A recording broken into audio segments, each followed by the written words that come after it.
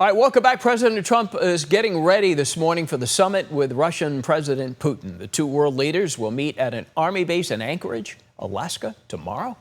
The highly anticipated meeting is approaching, and we're learning more about what the U.S. might offer Russia in order to end the war in Ukraine. With details on that, ABC's Nicole D'Antonio.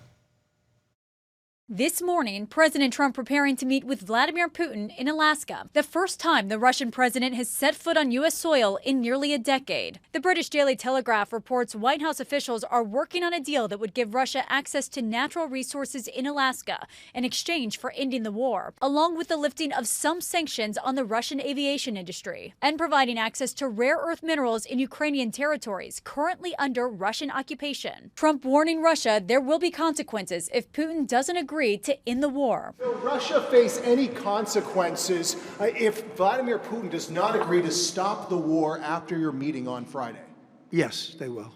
Yeah. What will the consequences There will be be? consequences. Sanctions, tariffs? There will be, I don't have to say, there will be very severe consequences. The president has called Friday's meeting a listening exercise, adding that it's really about, quote, setting the table for a future face-to-face meeting between Putin and Ukrainian President Zelensky. There's a very good chance that we're going to have a second meeting, which will be more productive than the first. But Zelensky warns that Putin is bluffing and he's not serious about ending this war. On Wednesday, President Trump spoke virtually with Ukraine's president and European leaders. The British Prime Minister ready for a peace deal, but still had this warning for Putin. We do stand ready also to increase pressure on Russia, particularly the economy, with sanctions and wider measures as may be necessary. Trump has suggested both sides may need to give up territory. Russia currently controls about 20% of Ukraine and is making advances. Video circulating online this week shows explosions across the Eastern Front, with Russian troops breaching the front line.